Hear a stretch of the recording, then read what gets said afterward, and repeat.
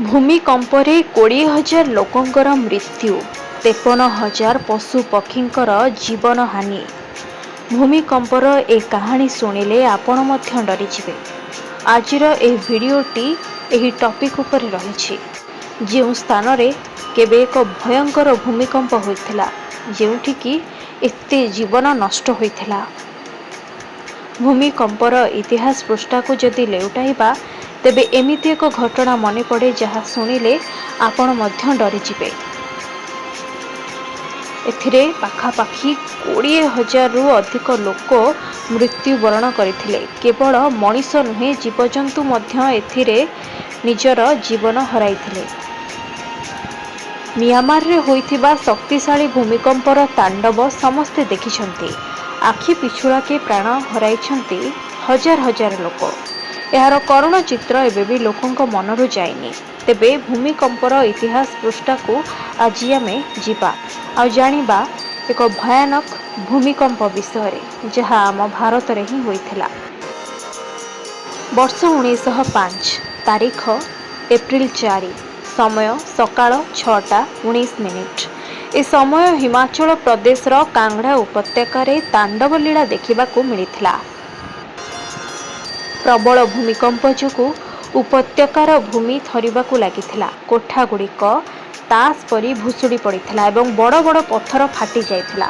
ଜନସଂଖ୍ୟାଠାରୁ ଜଙ୍ଗଲ ପର୍ଯ୍ୟନ୍ତ ସବୁଠି ଧ୍ୱଂସର ଚିହ୍ନ ଦେଖିବାକୁ ମିଳିଥିଲା। ଠିକ୍ 120 ବର୍ଷ ପୂର୍ବେ ଆଜିର ଦିନରେ କାଙ୍ଗ୍ଡ଼ା ଜିଲ୍ଲାରେ 8 ରିକ୍ଟର ସ୍କେଲର ଏକ ଭୟଙ୍କର ଭୂମିକମ୍ପ ହୋଇଥିଲା, ଯେଉଁଥିରେ ହଜାର ହଜାର ଲୋକ ଏବଂ ପଶୁ ପ୍ରାଣ ହରାଇଥିଲେ। ହିମାଚଳ ପ୍ରଦେଶ ରାଜ୍ୟ ବିପର୍ଯ୍ୟୟ ପରିଚାଳନା ଅନୁଯାୟୀ 1905 ମସିହାରେ କାଙ୍ଗ୍ଡ଼ା ଜିଲ୍ଲାରେ ହୋଇଥିବା ଭୂମିକମ୍ପରେ 1 ଲକ୍ଷରୁ ଅଧିକ ଘର ନଷ୍ଟ ହୋଇଯାଇଥିଲା।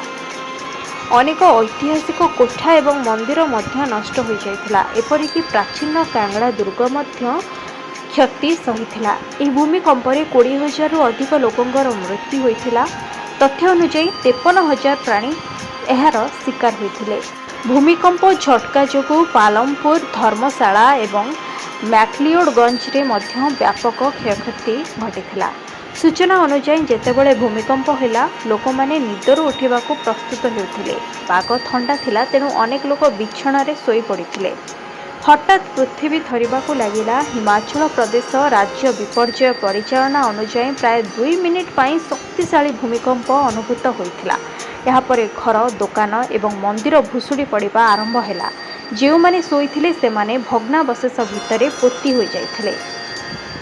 ରିକ୍ଟର ସ୍କେଲରେ ଭୂମିକମ୍ପର ତୀବ୍ରତା 8 ଥିଲା। ଏହା ଏତେ ଶକ୍ତିଶାଳୀ ଭୂମିକମ୍ପ ଥିଲା ଯେ ଶତାବ୍ଦୀ ପୁରୁଣା ଏବଂ ସୁଦୃଢ଼ ପ୍ରାଚୀନ କାଙ୍ଗ୍ଡ଼ା ଦୁର୍ଗ ମଧ୍ୟ ଏହାର କବଳରେ ପଡ଼ିଯାଇଥିଲା। ଦୁର୍ଗର କାନ୍ଥ ସବୁ ପଡ଼ିଗଲା।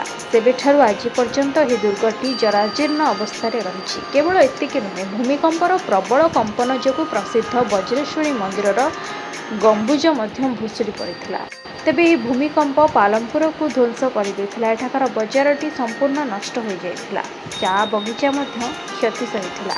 ଭୂମିକମ୍ପରେ ଧର୍ମଶାଳା ଜେଲ୍ ଧ୍ୱଂସ ହୋଇଯାଇଥିଲା। ଏଠାକାର କୋତୱାଲି ବଜାର ମଧ୍ୟ ସମ୍ପୂର୍ଣ୍ଣ ନଷ୍ଟ ହୋଇଯାଇଥିଲା। ଅନେକ ଗାଁ ମାଟିରେ ମିଶିଯାଇଥିଲା।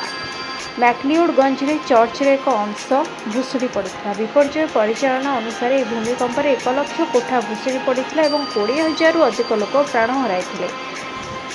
ଏହା ବାଦ୍ 53,000ରୁ ଅଧିକ ପଶୁପକ୍ଷୀଙ୍କର ପ୍ରାଣ ହାନି ହୋଇଥିଲା। ସେତେବେଳେ କାଙ୍ଗ୍ଡ଼ା ଜିଲ୍ଲା ପଞ୍ଜାବର ଏକ ଅଂଶ ଥିଲା। ଜାଣିଲେ ତ, ଭୂମିକମ୍ପ ଯଦି ଭୟାନକ ହେବ, ତାହେଲେ ଏହା କେତେ ଜୀବନ ହାନି କରିବ। ଆଶା ଅଛି ଆମ ଦେଶକୁ ନେଇଥିବା ଏହି ଇନଫର୍ମେସନ୍ଟି ଆପଣଙ୍କୁ ଭଲ ଲାଗିଥିବ। ଯଦି ଏ ଭିଡ଼ିଓଟି ଆପଣଙ୍କୁ ପସନ୍ଦ ଆସିଛି, ତେବେ ଏହାକୁ ଲାଇକ୍ କରନ୍ତୁ ଏବଂ ଖୁବ୍ ମାତ୍ରାରେ ସେୟାର କରନ୍ତୁ। କମେଣ୍ଟରେ ନିଜ ଫିଡ଼ବ୍ୟାକ୍ ମୋତେ ନିହାତି ଜଣାନ୍ତୁ। ଆମ ଦେଶ ଦୁନିଆ ସହ ଜଡ଼ିତ ଏଭଳି ଇନଫର୍ମେଟିଭ୍ ଭିଡ଼ିଓ ଯଦି ଆପଣ ଦେଖିବାକୁ ଚାହୁଁଛନ୍ତି, ତାହେଲେ ଆଜି ହିଁ ମୋ ଚ୍ୟାନେଲକୁ ସବସ୍କ୍ରାଇବ୍ କରନ୍ତୁ।